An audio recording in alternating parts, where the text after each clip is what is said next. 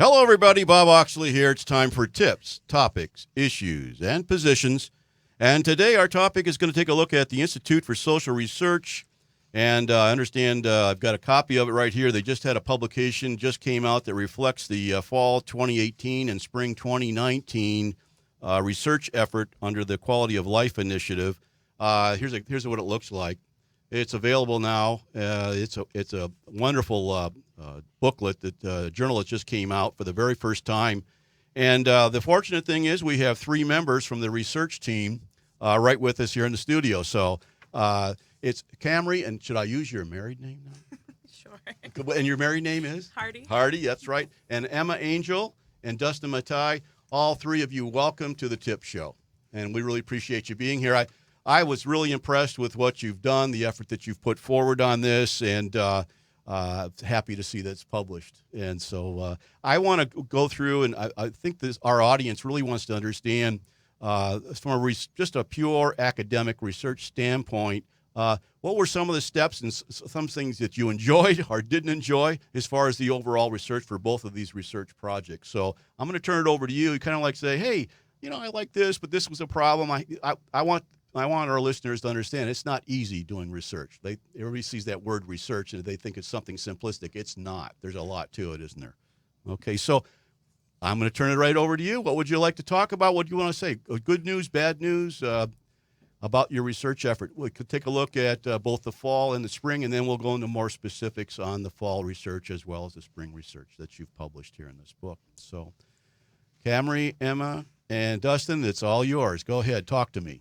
All right. Well, what I really enjoyed about this research is that, I had never done a project like this before. It was a lot of fun to figure out all the steps that you have to go through and all the problems that you have to get ironed out with each other, figuring out how to work together as a team, and figuring out what you want to look at for the research. And I just thought it was a lot of fun learning how to do those things. That's great. That's great. Guess it's my turn. It's your on. So something that I really loved is just the dynamics of our team and just how well we work together. And granted, we're not perfect, but we just learned how to do things together, and we each found our own topic, and we came together with the information that we had, and we made it work so well, and it was just amazing, and I love that. And I've never had a group before where all the team members played their part and they did what they needed to, and we really came together, which is what I just really loved. That's great. Dustin, you got any comments here? Yeah, I love the process of actually finding out what research is about.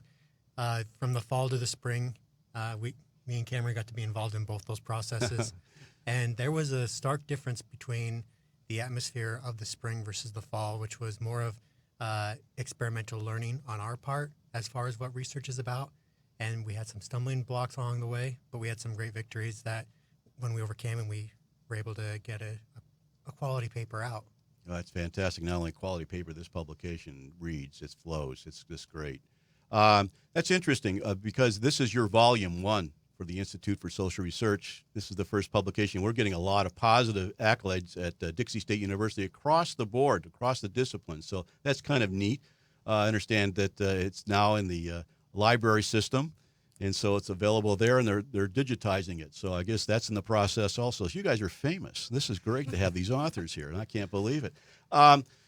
Interesting, you brought a point up, and I want to go back to that, Dustin. You said that the fall, this was the first time the Institute for Social Research actually had a formal research team together in the fall of just last year, 2018, and you said it was a stark difference between the fall and the spring.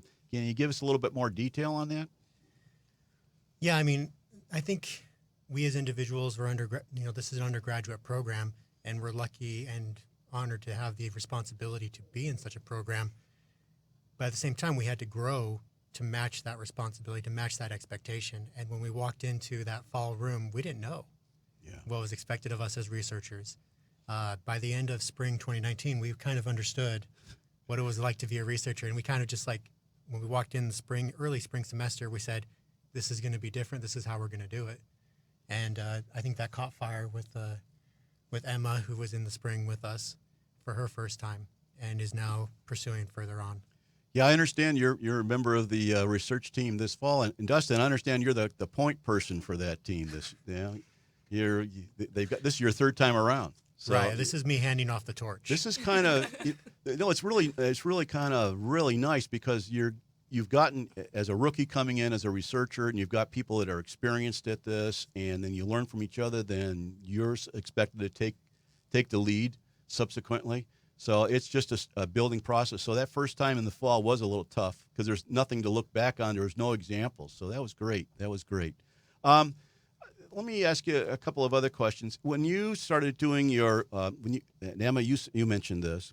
You said that you had your own categories or you had your own topics. Mm-hmm. So can you walk us through what was the process? And I mean, how did each of you individually get to write about something of interest for your own little piece of the overall research? I mean, how was that determined in the process?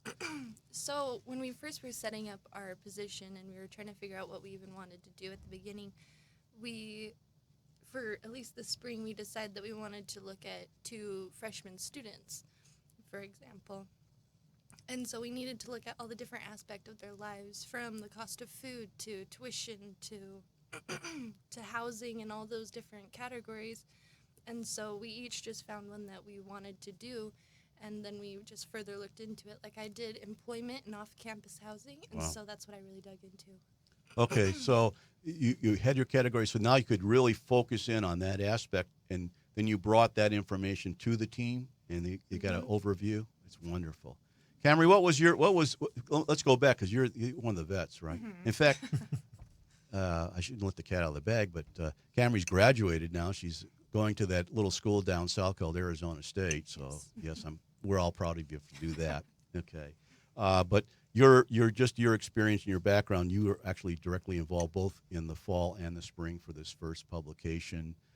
From your experience of what it was like in the fall compared to where you felt from feeling more secure and moving forward as a researcher, did that learning experience really help you out?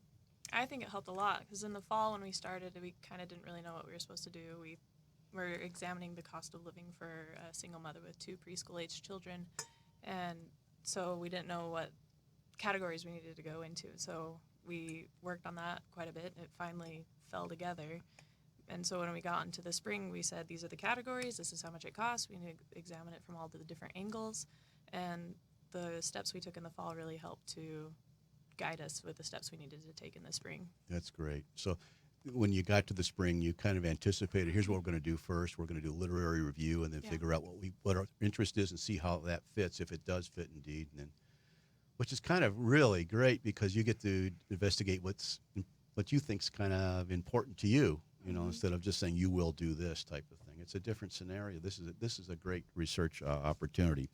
What I'd like to go back to 2018. So Camry and Dustin, taking a look at it, on the cover of this the book, it says fall 2018. It just says single mother, and you've indicated there was a 25-year-old mother with 2 small children, a 3- and 4-year-old. Yeah. Can the both of you kind of give us a scenario? I'm looking here at the various.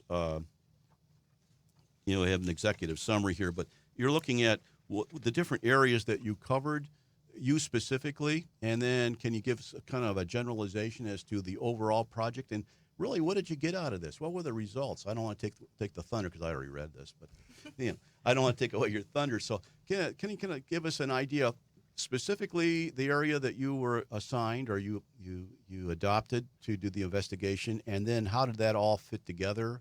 And then what were the results? What did we get out of this?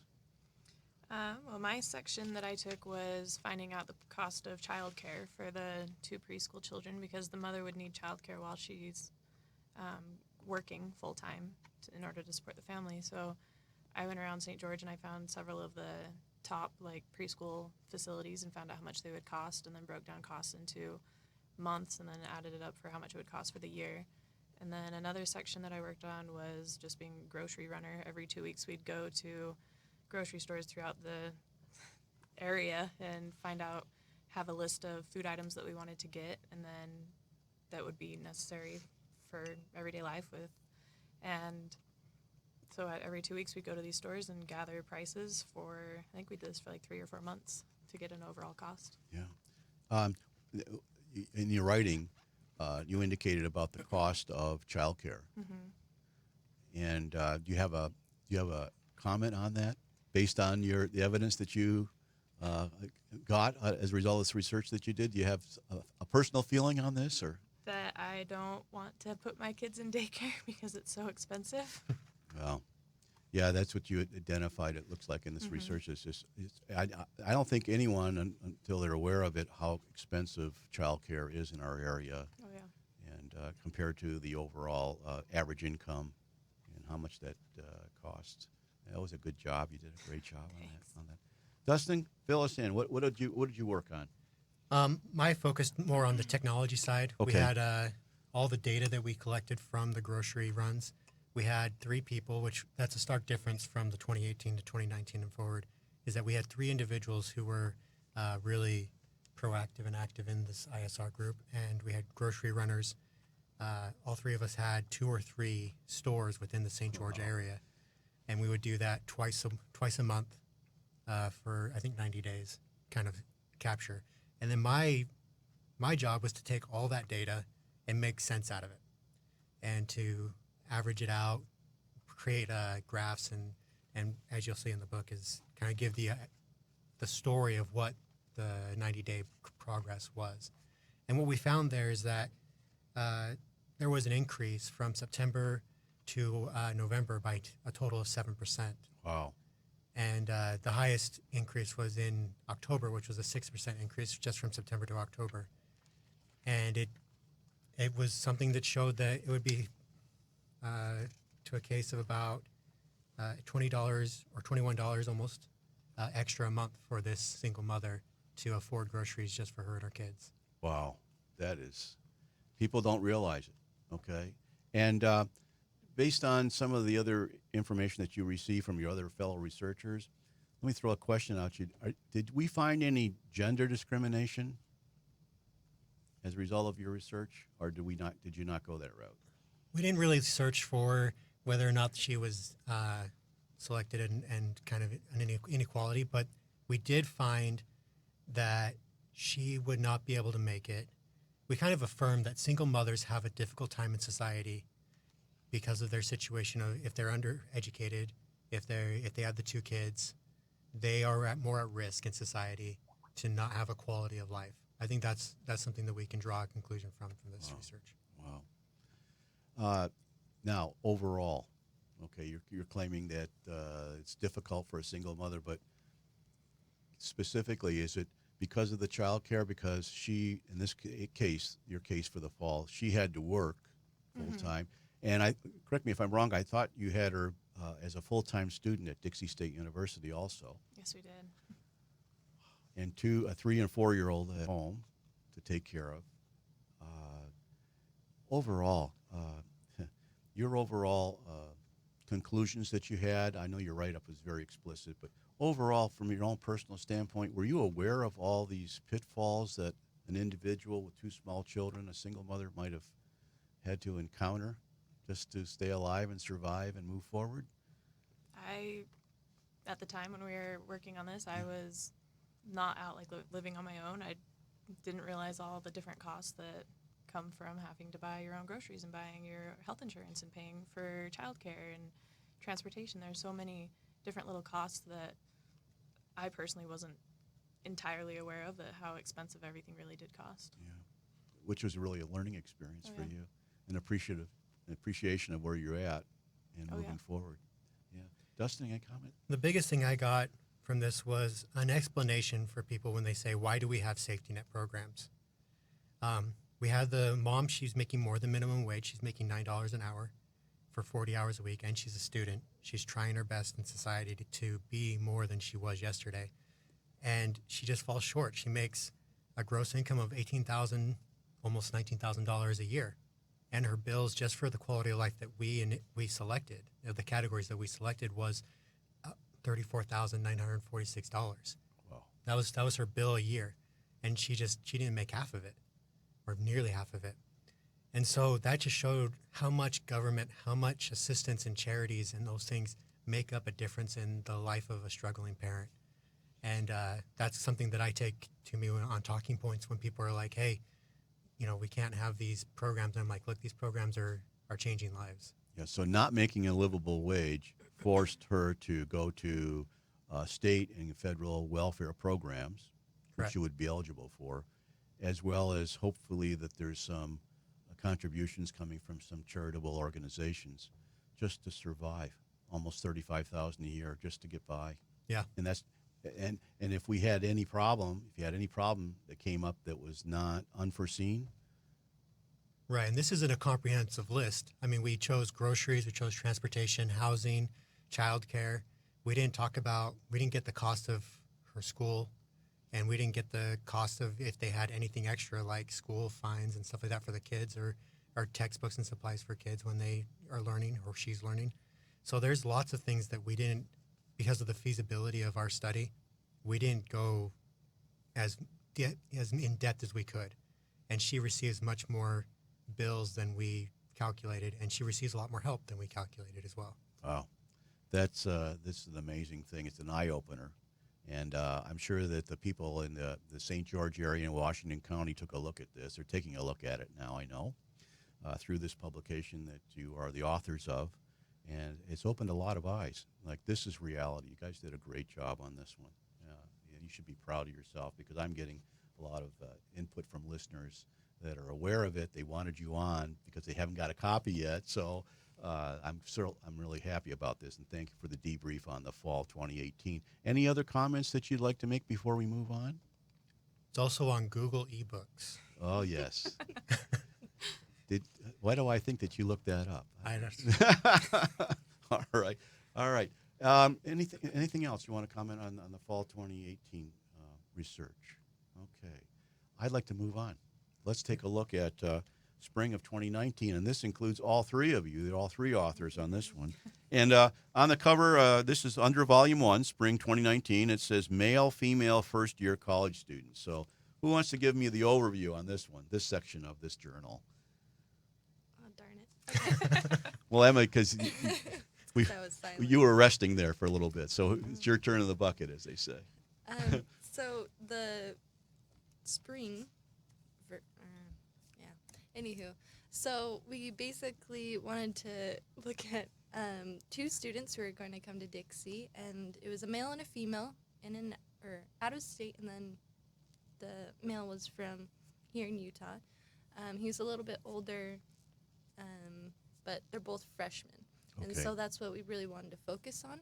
And so we looked at tuition, housing. We gave them a schedule, so we got to figure out what their textbooks cost. And then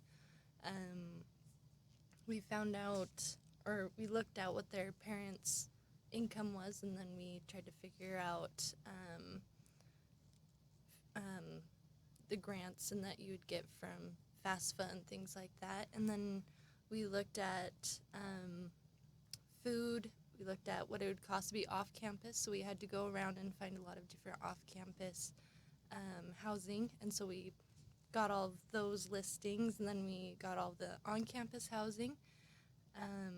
One thing that we put together was a survey. And so we actually got to administer that, and we had 123 different cases. So we got some input that we can actually get some real data from, and those were centered towards freshman students, so we got a better understanding of what's actually happening out there. And so we got to look at how meal plans come into work and if the students actually liked it, and we got to look at if they knew about different sources to get their textbooks. We tried to see where they went shopping, how much money they spent going out for food, what did they do for entertainment, and things like that. So Wow, there's a lot to, and I just noticed that in the back of the journal, okay, is a copy of the survey, the instrument that you guys designed. there is. Wow, you should be proud of that. So that's what you were referring to when you handed this out to the freshmen to fill out. And so, based on that, then, how did it work with categories on this one again? I mean, okay, we know what we did in the fall, but here we are. Somebody comes in and say, "What do you want to do research on?" And they said, "How about a couple of 18-year-old freshmen?" Okay, one male, one female. Then what happens? What's the process? What did you guys do as a team? Well, like I said before, we all got our own categories, and when we put the survey together, we did some research before, so we found out kind of what's going on here in St. George so that we can ask the questions of the students. like a gal that was with us, her name's Savannah, she looked at transportation, and when we were putting that survey out, it was right when all those electric scooters came onto campus. And so she was able to ask, like, do you use this? Is this something you would want to try? She asked about the bike share program. She talked about the SunTran. And she's asking people, like, do you know about this? Is this something you'd consider using? So that was right on the survey, Mm-hmm. right? Okay. So I'm curious. I don't want to take this is Savannah Trump, or not Truman. Truman you're talking about. Truman. Yeah. Excuse me. Sorry, Mr. President. Okay. But what did she find out? Do you remember? She I found know this is a out- loaded question because that's her research, and so No, you're good. For the most part, people were using like their own cars, or they were sharing vehicles, so they were getting around that way. There were only 2 people that used the SunTran. There were 5 that used the bikes.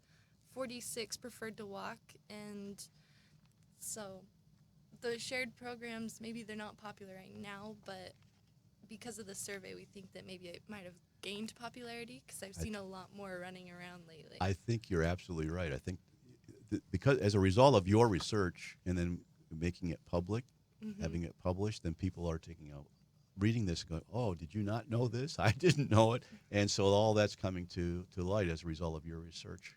Okay. Yeah. Fantastic. Okay, so you all got your categories and you're doing research here, and we're looking at 2 18-year-olds. Can you, Camry and Dustin, can you give me a highlight of what you worked on this particular project in the spring? My section that I was in charge of was designing a schedule for the 2 freshman students, and we wanted a schedule that would be beneficial, so they weren't taking any classes that weren't necessary. And so after we got them assigned classes and then set into a schedule, we did textbooks to find out how much textbooks would cost from the bookstore compared to Amazon, compared to Chegg, or like thrift books, or if they also bought them from an alternative source such as ebooks online. And then something else I did was find out like the cost of tuition for in-state and out-of-state, as well as fees and everything. That's right, because one of your students is from Albuquerque, New Mexico, and the other one's in-house here at Utah. Okay. Yep. So it was just getting a comparative overall grand price for basically just like the bare minimum, like the tuition and textbooks. Did you do a comparison with other universities in the area or other? I don't think we did comparison for things like that. Okay. Well, maybe in the future we'll take a look at that and see, because I know that we're emphasizing at Dixie State University here that we're cost effective. We're probably one of the most cost effective universities. I know for a fact in the state of Utah, but they're looking at it from a southwestern regional aspect as far as costs and trying to do a comparative study. So maybe something you guys will work on in the future, except for you're down in Arizona State, you may have a bias there, Camry. I don't know. Maybe. Dustin, what did you work on this one? My role on this one became, again, more technology. It was also the survey. I had great input. My job was to do the IRB, which is the Institution Review Board, which as an undergraduate going to it for the first time, that is a daunting task. And there's a lot of things that you had to do, and we had some great support from our faculty, who is actually the host. But, Don't know him. We don't know him too well.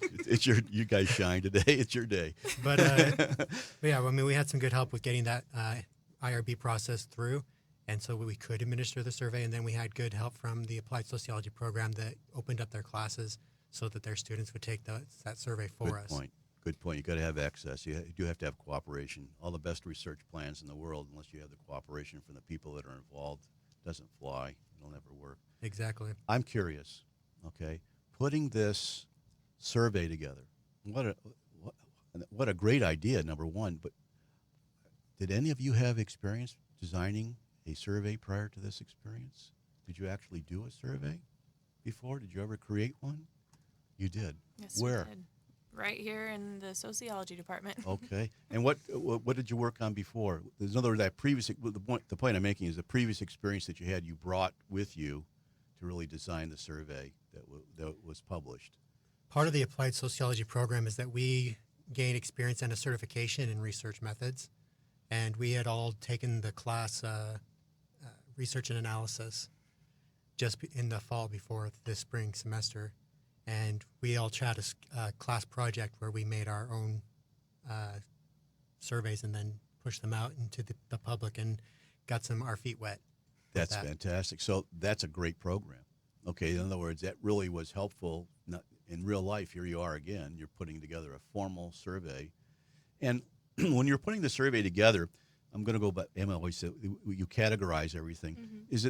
Did you have so many questions for each category that was embedded into the survey? Is that the way you worked it? And who actually came up with the questions? Who designed, or was it the whole team making questions and refining? Or anybody? Go ahead. The whole team was in on designing their own questions under their own section. We came up with the idea for an assignment because we had weekly assignments to get stuff done. And one of them was, bring 10 or 15 questions, just idea questions that you are thinking about putting in on the survey. And so then we all put them together, we put them on the screen in front of the class, and we all went through it, and we decided which questions we were going to keep, which ones we are going to, try to reconfigure to make it actually work. And with the data analysis class, you go in depth and you figure out what makes a good question, what turns people off, what does this do, what exhausts people, and so we're pulling all that information in, and we're trying to make the most efficient surveys, and we're trying to get the most information out of the least taxing questions. So it really was a team effort. In other words, you had your expertise in your own area, your own categories. You brought those. This is the information I want for my area, and then the team came in to help to actually revise, modify, bring up serious questions about the question itself. So it's written in such a manner whereby it's going to elicit exactly, and then the answers, the potential responses to that.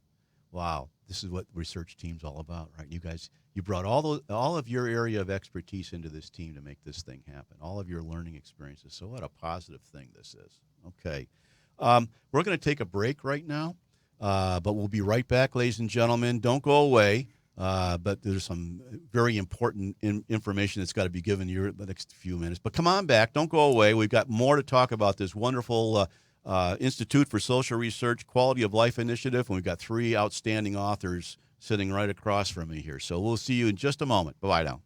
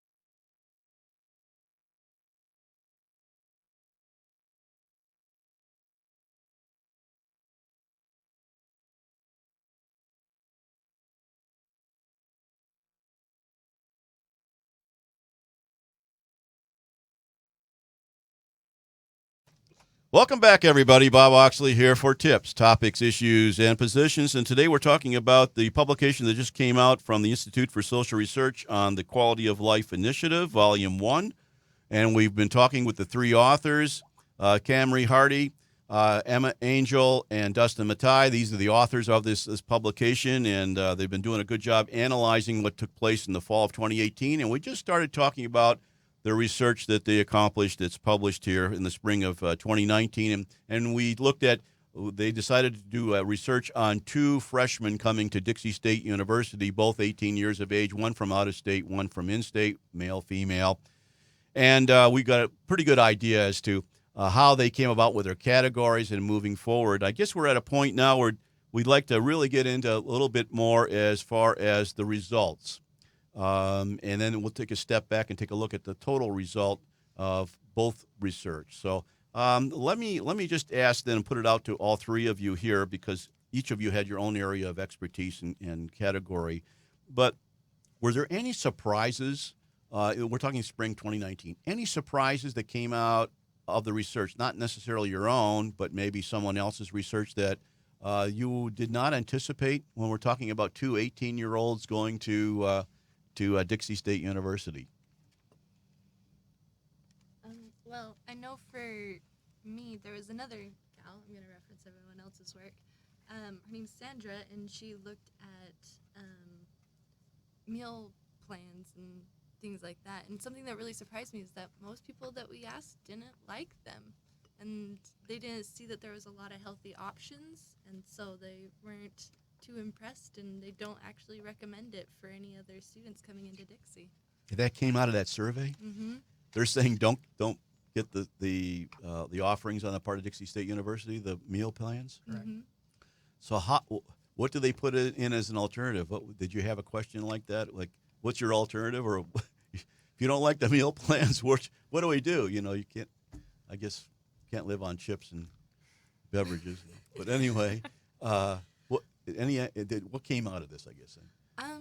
Well, for on-campus students, it's kind of required that they have a meal plan for their residents that are in on-campus housing. And so there's not a lot of options for them, but they can go to places such as the market that open up kind of a little bit more of what they can have to eat. And it's not super healthy or anything like that, which they acknowledged, but there are a couple different places around campus that they can go to, so there's a little bit different options. There was a lot of them that chose to go to fast food establishments rather than eating on campus, or they just had their own plan. Yeah, we've got the new Chick-fil-A that just opened up here on Dixie State, and Pizza Hut was there, and then they did a revamping of the cafeteria, so maybe they read your book already. I don't know, because those plans were put in place this summer. Now they're all operational, so maybe you had an influence. You never know. Dustin, did you have any surprises on this, the spring research? Going through the executive summary, which was more of my requirement, was going through all the studies and then writing kind of like an overview statement of what it was. And the last thing that the conclusion was what really got me, was that there are affordable housing when compared to other schools in the state. This is a low-cost area for students. However, the ability to have the quality of life is very much determined on the knowledge of these resources of the students and the effective use to minimize their personal cost. If they don't come in with a knowledge, with an understanding, or have someone who can help them, mentor them through the process, their cost is going to be a lot different and a lot higher for those students that don't have that. Okay, so what you're saying is, we're talking about maturity, right, and no experience, and parents say goodbye, and I start class in 48 hours, and you don't have a clue as far as how to spend money, when to spend money, getting ripped off, and maybe we should have a orientation. Part of the orientation being how to spend your money, how to budget your money, and be careful with it.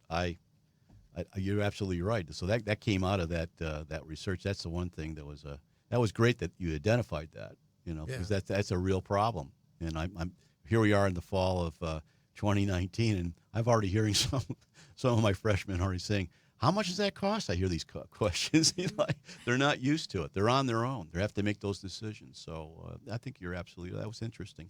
Camry, what surprised you about the 2019 outcome? Anything that said, well, I thought I knew about it, but I didn't get it. So Well, this came from my own section. I asked students in the survey how they paid for tuition, and the majority of both males and females said that their parents or a scholarship was how they paid for the cost of tuition.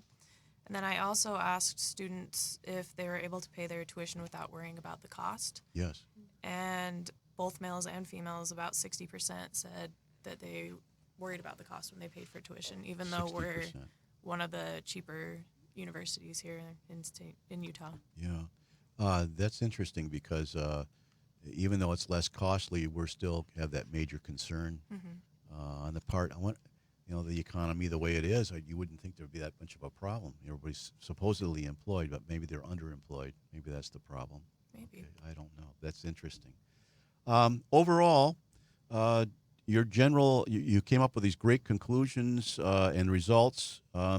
Overall, each one of you, can you kind of like address what did you gain from understanding what a freshman goes through? I mean, you did great research, but what's really there? What do you think the freshmen would get out of that, or the parents reading this research might get out of that for future freshmen entering Dixie State University specifically, because that's the university you selected. So, yeah, I don't care which one of you wants to start. Just give me an overall impression as to what it's like to be an 18-year-old coming to Dixie State University.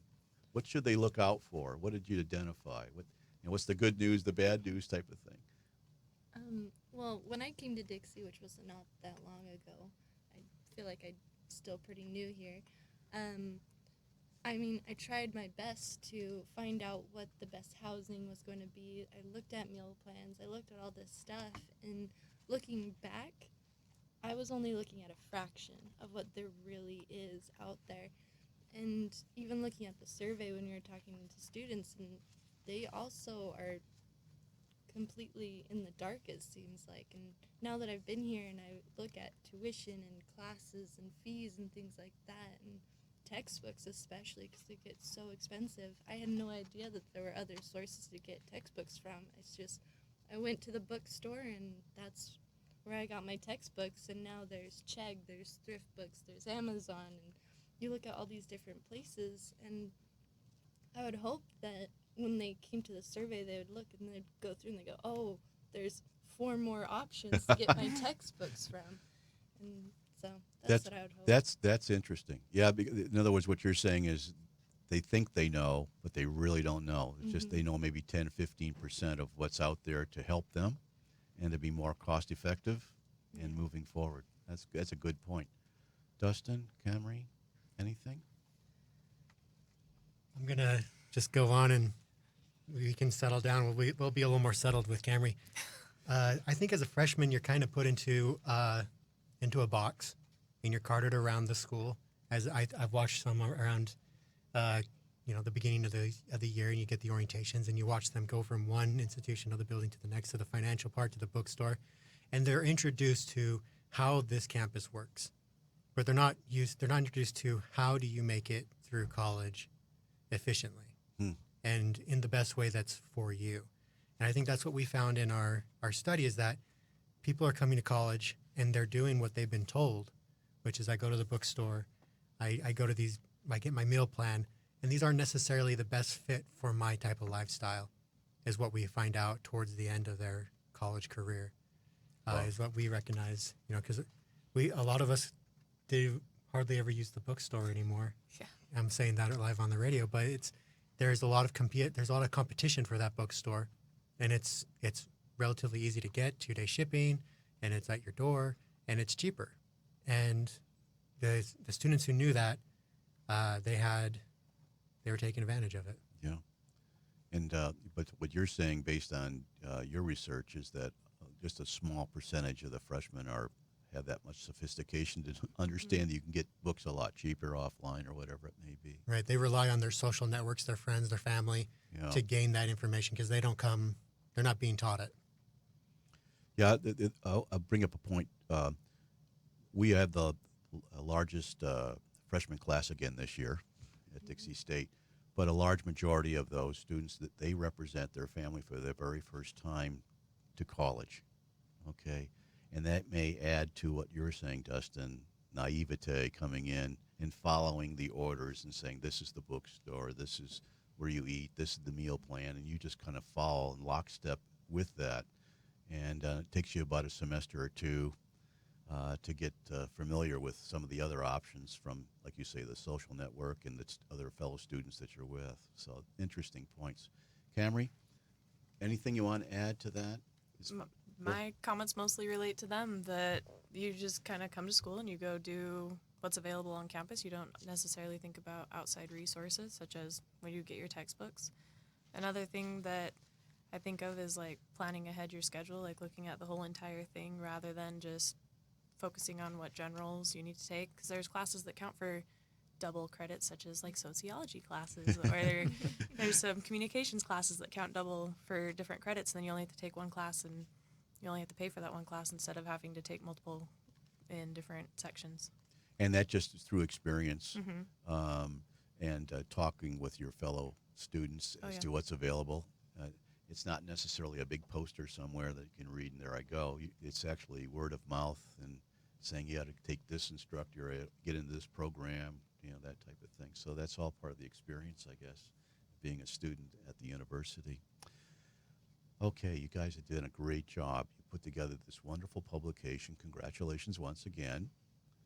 Did you ever have an opportunity to tell people out there in the campus or in the community that, hey, look at the work I've done? Did you ever have any opportunities to let people know, hey, I worked on this? Okay, this is before the publication even came out. I mean, you've done all this research, all this work. Was there an opportunity? Did you get an opportunity to express yourself and show all that work that you've done? And the answer is yes, and you're nodding your head. Yeah. That doesn't go well on the radio. They're nodding their head yes. There were a couple of opportunities that I got to be involved with. We signed up for you, Kurt. Camry, you were there too. A snowstorm kind of stopped that experience from happening. So we found that Southerners don't do well in the snow, so we just decided not to go. But Dixie Symposium, we all had an opportunity. I did something off the 2018, which is my groceries and the cost of groceries, and presented that at the Dixie State Symposium for innovation. And these guys did their own stuff. Yes, we did. I presented the information from the 2019 with the cost of schooling and tuition and textbooks and stuff like that. Okay, and Emma? And I presented on student or freshman employment and off-campus housing. It was pretty fun. It wasn't a formal presentation. What was the scenario? How did that all come about? Did you have? I mean, who attended? The entire campus was invited, plus outsiders coming in to see. Mm-hmm. And what was it like? What was that experience like? What did you have going on there? I mean, people come up. How do they know that you did this research? Well, we each had our own big poster, and beautiful. We put all of the information we wanted on there, and it was pretty great. And we stood there as a team, which was kind of fun because no one else, they all had their own individual projects, but we all got to stand there as a team, and we're like, oh, you want to know about this? We'll go over to so-and-so, and they'll be able to tell you even more about it. And so we got to kind of trap people in our own corner, and they just went in a nice big circle, and they got to learn all about this information. That's fantastic. So you each got recognition for your own area of this total research that was published a couple months later. Mm-hmm. That's fantastic. You have that opportunity to do that.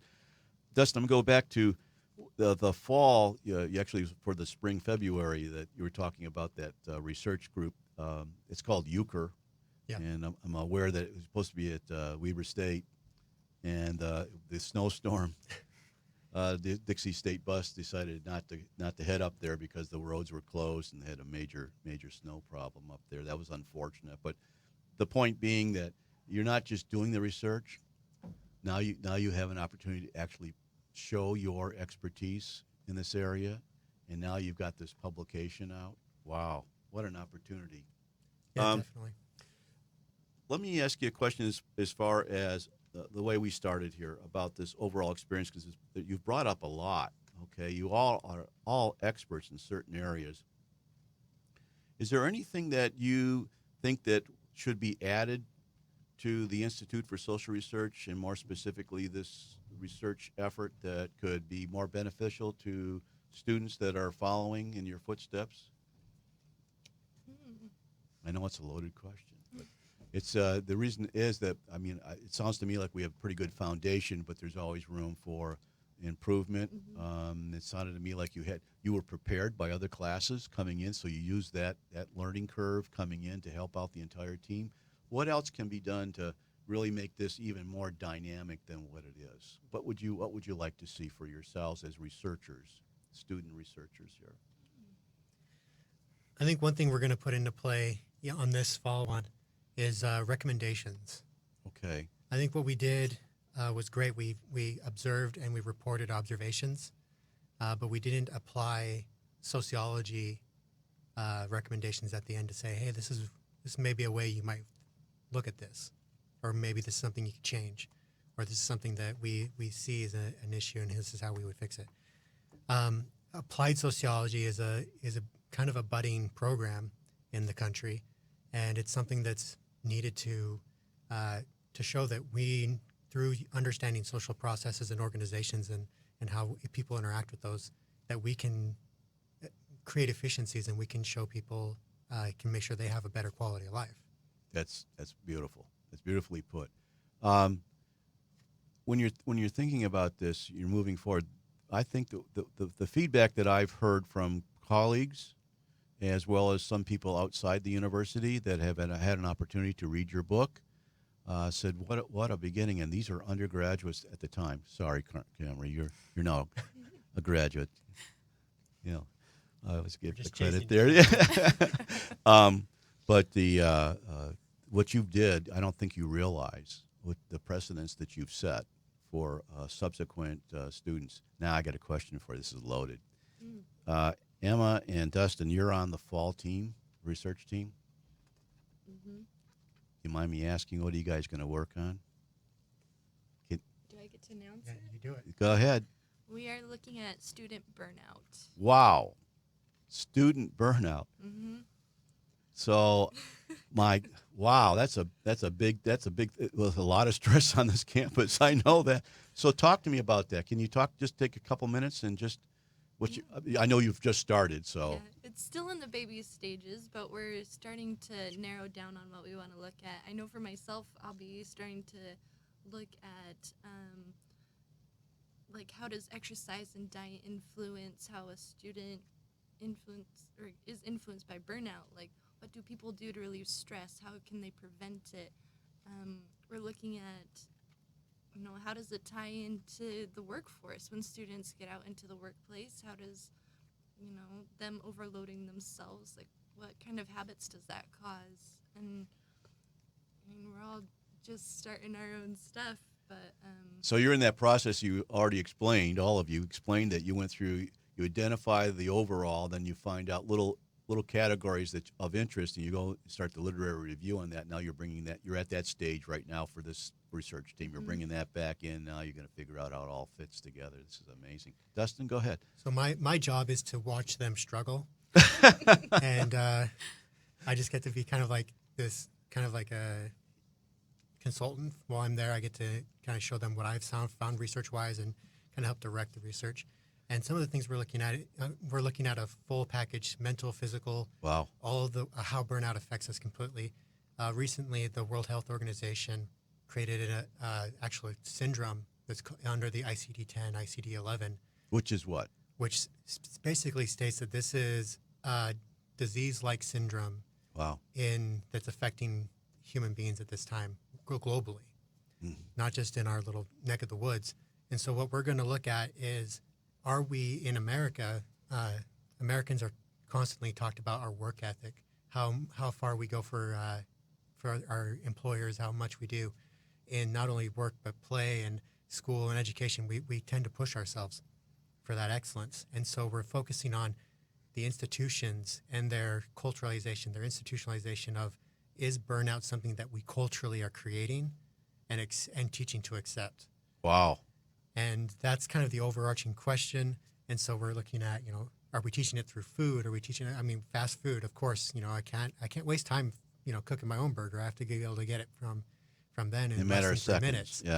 Yeah. So there's a lot of things that we have in our lives to create efficiency so that we can spend it somewhere else, so that it takes the onus off of us, so that we can concentrate on something else. And that's basically operationally burned out, is what that's going to be described. And as. you said that the World Health Organization has already made this statement about burnout. Correct. Yeah. That's amazing. I'm excited. So this one's coming out. This will be for volume 2, right? You're already putting. So it's already underway. It's already underway. Any final comments that you'd like to make about your experience as far as being researchers? Camry, you're down there at that other school, something about Arizona State or something like that. Are you working on some research down there already? Actually, we are. I'm on a research team. Can you? Well, you wanna talk a little bit about that? We got a minute or two. So far, we just started working on. Well, my group is called College Success. There's 5 students, and we just started doing like vision statements and mission statements, and basically, it's just getting women involved in STEM programs. Wow, fantastic! And you're the expert, right? You've got all this experience. I don't know about that. Yeah, you've got all this experience. I've been on research teams. I'm a published author. Why? Why do you question me? Yeah. This is great.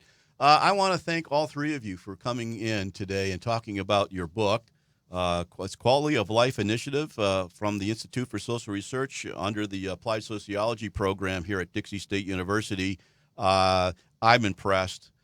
You've really opened up to us as far as how this all works and what you did as a research team together. And it really is a team, isn't it? It's a team effort. And that's why you're so successful. And your writing is wonderful. And all the information is being used, is being reviewed. So you should be proud of yourselves. Okay? So Camry Hardy, Emma Angel, Dustin Matai, thank you so much for being here on Tips. Ladies and gentlemen, that concludes Tips for this week. You can watch and listen to us here at 3 o'clock on Fridays and rebroadcast at 5 o'clock on KDXI 100.3 FM. And also you can look at the smiling faces of our 3 authors on Facebook, Twitter, podcast, you name it, it's out there. 24 hours, 7 days a week. Just go to Radio St. George, and our app's there for you, and it has all the venues. You can just choose and pick YouTube or whatever you want to look at anytime you want. This has been a wonderful show. I want to thank all 3 of you again for being with us today on Tips. And that'll be it for today, and we'll see you or hear from you, or you'll hear from us, I guess, in about 1 week. Okay, goodbye, everybody.